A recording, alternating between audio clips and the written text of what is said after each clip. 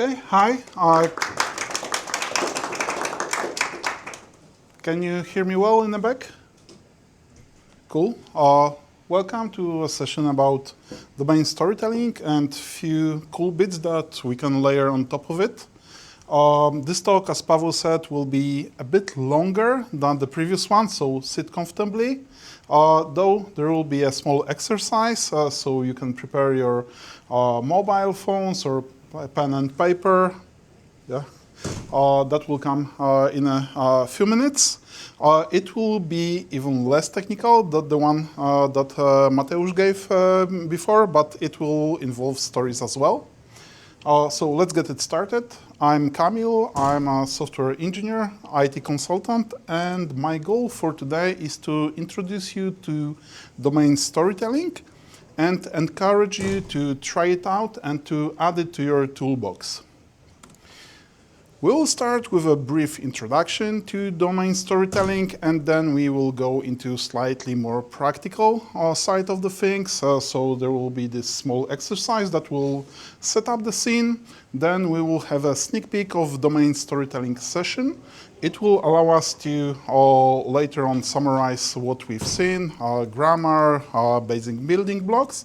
And after that, we'll go beyond. So we'll see what we can do with the artifacts from the domain story session.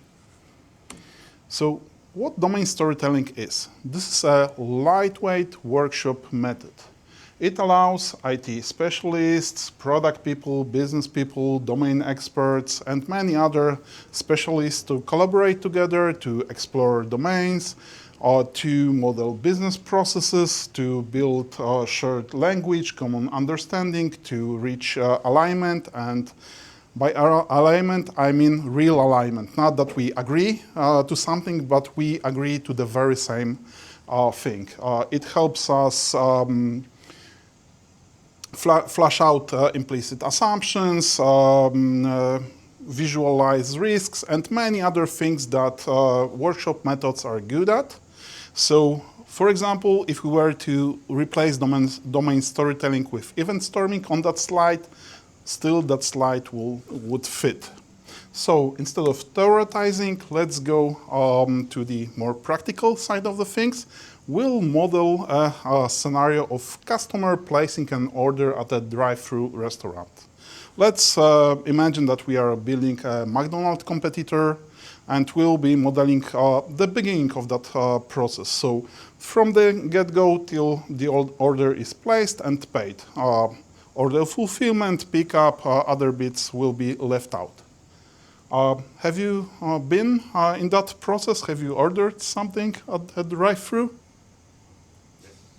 Yeah, most of you. Is it a complicated process, complex, or rather a simple one? Easy. Okay, we will see whether it's easy, but I would agree that this is not the most complex one, for sure. So let's start with the small exercise. I would like you to think for 2 or 3 minutes about how this process might look like, who will be involved in that process, what kind of people or roles. Please note them down. And also think what kind of software systems or components will be used in that process. And but we skipped the cooking part of the actual meal. Yeah. Order preparation, all the fulfillment we skip. We end up placing an order and taking payment for that. And availability as well for some products. Yeah, simplify it to bare minimum.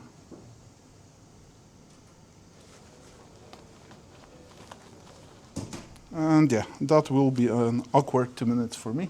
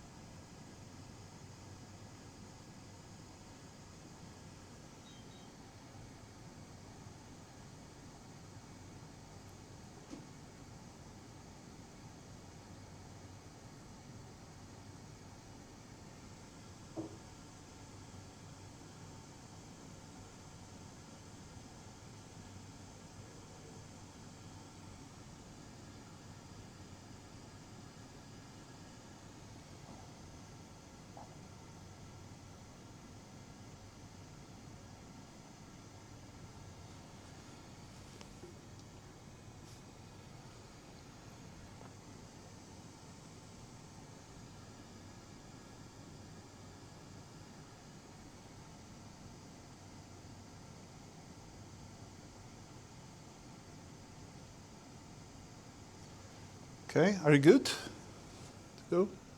More or less.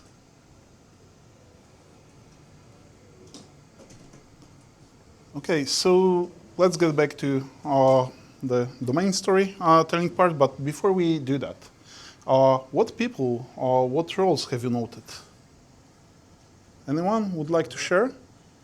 Driver, Driver. customer, Yeah, driver or customer. That would be one person.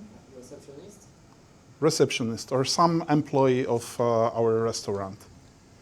The reason for that was for us to think whom to invite into domain storytelling session. As said, this is a workshop method. We need to partner with some people. In my experience, smaller groups work better for domain storytelling. If the group is wider, maybe, for example, event storming would be a better alternative, or maybe you could slice that story into smaller ones, like as we did with extracting all the order fulfillment bits. And the other part, software systems and components, this is for you to later on compare what we arrive with domain storytelling with what you did on your mobiles. I know that this won't be completely fair comparison. You only had 2 minutes, but still I think this will allow you to assess whether domain storytelling brings some value or not. So, let's go to the demo part. I have an example prepared here. As said, we will be modeling the process of a customer placing and paying for an order. To simplify things, this will be a regular customer aware with our menu. So referring back to your question. Also, we describe what's out of scope. I've also prepared a set of icons that we'll be using during that session. We can fine-tune it if needed. Domain storytelling uses so-called pictographic language, so there will be icons involved. And let's start domain storytelling. So let's imagine that you are this driver taking a long drive. You feel hungry. You see a flashy neon light of our restaurant and think to yourself that it might be a good idea to drop by for a burger, but not leaving your car, so going through a drive-through. So how does this process start? Who's doing what? What's initiating that process? Can you help me here? Driver, yeah? Or how would we call that person? Is customer? Okay. Customer or a client? Customer. Yeah, for us techies, that might be a minor detail. If we ask product or marketing people, this is like a big deal. And domain storytelling is really good at fleshing out language, building the common vocabulary. Make use of that. So we have customer. What does he do? Comes over, initiates. Yeah, he arrives somewhere. Where does he arrive? So he might have shown a sign, a logo for a restaurant, and then he drives to like the first window maybe? Window or the intercom? Intercom, some intercom. Okay, let's...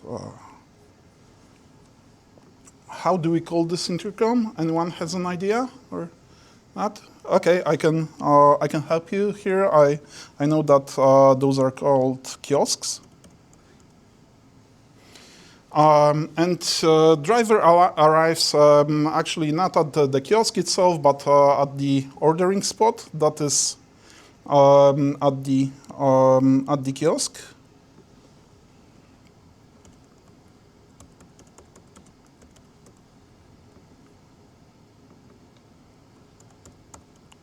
So what I'm doing is providing all the descriptions. Who's doing what activities are taking place, and where do they take place. So what happens next?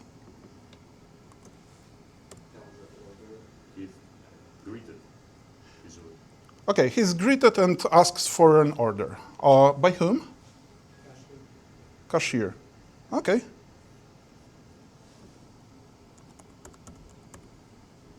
there a difference if it's an automated system?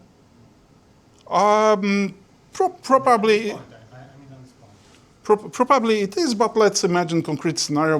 We started with a person, so let's go along with person. The thing with domain storytelling is that this is a story, so there are no alternatives, no conditionals. So if we would map a story with a cashier and we wanted also automated one, that would be a separate story. So we have a customer asking for an order. Can you see some hole in that story already? We have customer arriving and straight away a cashier asks for something. But how does he know that he should ask for that order? So we need a menu. Can you come again? Yeah, we need a menu to show him what is in our place. What's Okay. I think that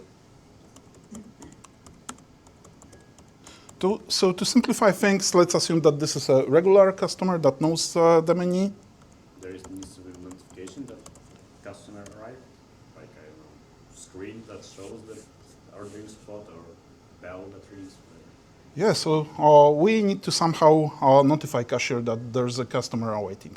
How would we do that? Can you come again? Read plates, or somehow detect that there's a car there. What does detect that? Some camera or like some sensor. Okay, good.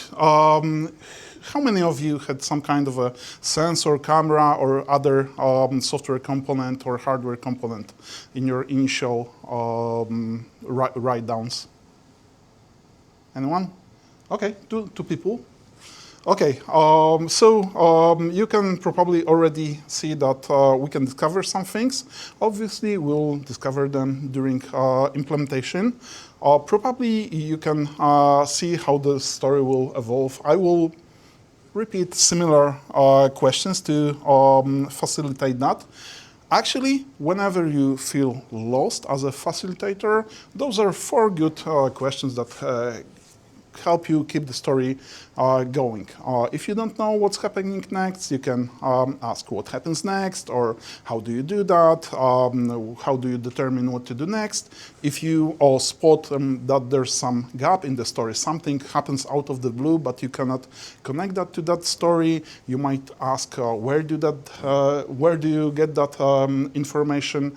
And from the facilitator's perspective, this is a really lightweight method, really easy to facilitate when compared to other workshop methods. Those 4 questions will make you arrive at good results. And let's fast forward with that story. This is one of the possibilities that we could arrive at while if you had enough time to do so.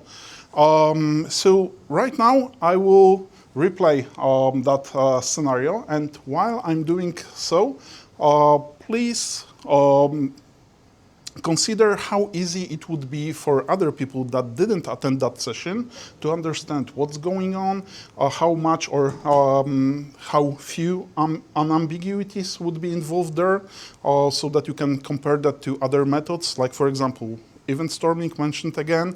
If you look at the Canva and from event storming session and you weren't at that session, oftentimes it isn't that useful to you, or there's a lot of ambiguity without other people explaining to you what actually happened. The usefulness of it is reduced. So let's see whether it's different with domain storytelling. So let's replay that. So we have a customer arriving at ordering spot at kiosk. Then we have a motion sensor detecting that a new car has arrived. And that sensor emits audible notification to cashier about awaiting customer, which prompts cashier to ask for an order, which customer places. As a result, cashier enters that order into our point of sale system, which results in POS system to display order line items and total price at kiosk, so that cashier can ask customer to confirm that order, which customer does. Following along, cashier confirms that order in our point of sale system and asks our customer to move to payment window and pay for that order there. In the meantime, our point of sale system sends order to kitchen for fulfillment, order preparation, all of those bits, and also changes the screen on kiosk to a screen that will attract new customers. Our customer pays for an order at the payment window.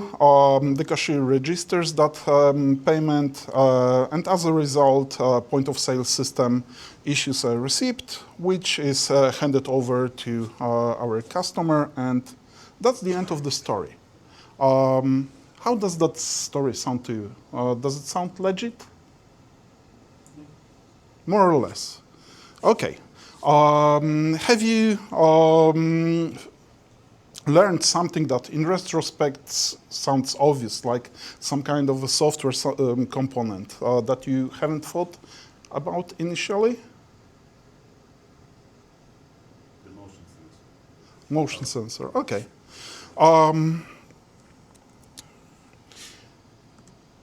And obviously, we would learn about all of those software components like motion sensors, kitchen systems during development. So why should we invest into domain storytelling session? Well, firstly, it's all about cost. It's better to learn about that before we start coding so that we don't need to waste time reworking our already existing solution because we discovered something that breaks down our implementation. It allows us also to understand how our solution fits into a bigger system and what we are actually doing end to end, what is the value of that. So that was a quick example of a domain storytelling session and end result. Right now, I will summarize what we have seen so far. I will explain what kind of building blocks we use there. They are color-coded here. So firstly, domain story, as said previously, it's a single story, so no alternatives. It consists of domain sentences, which happen in order. They are numbered by sequence numbers, so we know that first the customer arrives, then he pays, and so on, so forth. We have actors there. Those actors are real people, but also those can be systems or even things like phone ringing or plane taking off. And they perform some activities. During those activities, they use work objects. Again, those work objects can be material, like a piece of paper, electronic PDF file, or even non-material, like a verbal notification. And if we cannot fit with something into those building blocks, we can use annotation to, for example, capture some assumptions or domain terms. There are few more building blocks there, but those should be enough for most of the cases. And if you would like to learn more, there's a book for that. It's about 300 pages, if I recall correctly, but most of it is diagrams, so you can easily read that in 2 or 3 sittings. If you would like to watch a recording of the whole modeling session, there's a neat video at Virtual DDD channel. And with that, I would like to move beyond domain storytelling. I would like to layer new perspective onto this artifact coming from that session. So how it looks like, or how I do that with my clients. What I do is I export the results into an image. I sit down with my client, discuss what perspectives are relevant to him, and what people would best contribute to that. Then we start working on those perspectives. In a second, I will show you what I mean by perspective. We start working by going again through that scenario, because most often not all people were part of the domain storytelling session, and then we start working on that perspective. So let's start with the first one. Let's imagine that we want to check how resilient our business process is. So what would, for example, happen if some components go down? Let's say that our motion sensor goes down. What impact it will have on the whole process? So firstly, we won't detect that there's a new car that has arrived. We won't emit notification to cashier, so cashier won't know that he should ask customer for an order. Is that a big deal?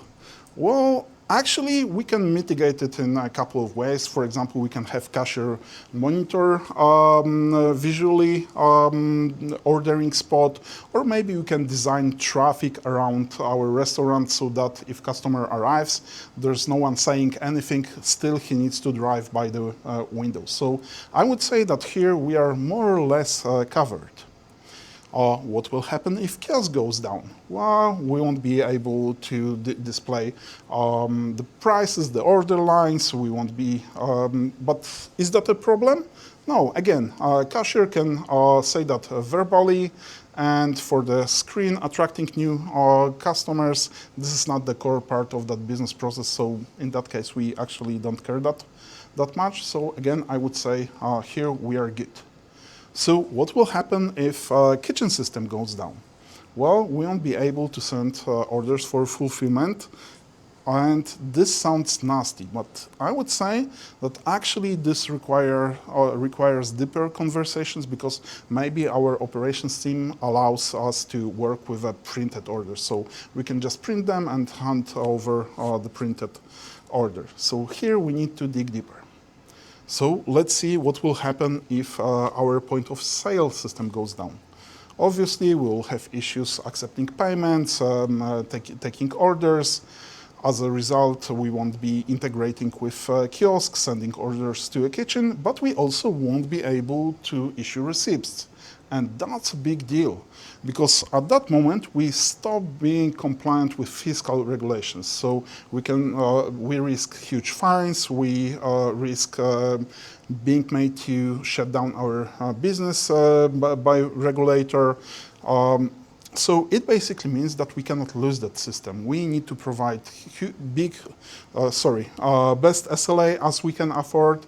So that means we should assign best people to work on that system. If we are to run some chaos tests, that should be our target. So I would say that this is like a huge red flag, and we really need to roll down our sleeves here and work really thoughtfully on the design. So this is one of the perspective. I will go faster with a few others.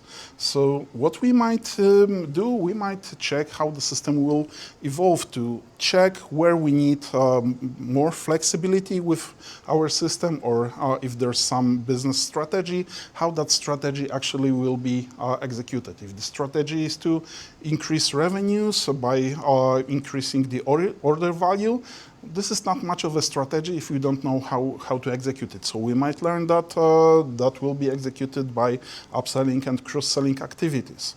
We might learn that we plan to roll out some loyalty program, earn and burn loyalty points. We might learn that personalization increases order value. So the idea is to attach some camera to motion system and to detect vehicle plates, and based on that recognize customer.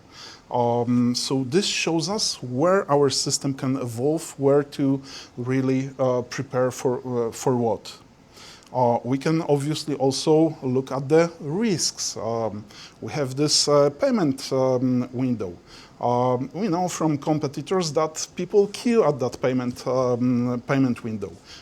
Do we want to somehow mitigate that? If we think about what we discussed previously about designing traffic around our restaurant, actually, with that design of the traffic, we might prevent people from escaping that queue, which might not be welcomed by our customers. If they can place an order but then escape the queue, or shall we actually send orders for fulfillment before we accept payments? This is a question whether we value more the shorter lead times for order preparation, or we value more preventing wastages. So a lot of questions that we can ask here. If we move to more technical side of the things, domain storytelling is centered around actors. Those actors can be systems. So we can draft, this is like a tick marker sketch of boundaries, but we can sketch boundaries of systems, boundaries of their responsibilities. If we have those boundaries, we can actually think about integration, think about APIs, like for example, our motion system. It seems isolated from the rest of the system, so no integration here. But our point of sale system, it will communicate with orders with kitchen system. Actually, maybe those shouldn't be orders, but fulfillment orders, because in kitchen we don't care about prices, we care about other bits. So also we can work more on the lingo side of it. Integration with kiosk. Probably you can already see the data structure that will be exchanged between POS system and kiosk. What about displaying new screen in kiosk? Actually, should our point of sale system be aware of screens? I doubt it. So maybe our point of sale system should say that the order is completed, and kiosk could react to that event. But again, in that case, kiosk would need to be aware of our internal processes. So it also doesn't sound good. But maybe we can have sensor monitor ordering spot, and if we have a car leaving that spot, actually that this is the trigger to change the screen to screen that will attract new customers. So here we can also check how our APIs, how our integration looks like. We can go even further. This process is pretty big. And obviously everything here supports that process, but not everything is mandatory. So we can think about how to iteratively and incrementally deliver that process. For example, kiosk and motion system, those are not mandatory, as we said previously, so we can deliver them in further versions of our system. Or if we have a marketing campaign to open our restaurant already scheduled, we can say which parts we can delegate or assign to other teams, so we can do things in parallel. If we go even deeper, we can look at the data that might be needed here. For example, in kiosk, we would need to display menu, seasonal offering, promotions. Where do we get it from? This is like a small nudge to create another domain storytelling session on creating new menu, onboarding new product, changing prices, so that we understand how it works. Cross-selling and upselling activities, what would support our cashiers? probably point of sale system. But is it point of sale system to make those recommendations? Probably it fetches that from some other system. From where? What's the source of truth for that? Who's making those recommendations? So with those perspectives, with just putting sticky notes, we can learn a lot, and it can prompt us to arrive at a way better design. So with that, I hope that I have encouraged you to try out domain storytelling, to play with it, to mix it with other tools from your toolbox. This layering part, this is not standard thing. This is something that I've started experimenting with that. And I see big value in that, but you can mix that with other things as well. So hopefully you find it valuable, or you've learned something new, hopefully enjoyed that. And I would like to thank you for your attention. And if you have any questions, I'm happy to take them.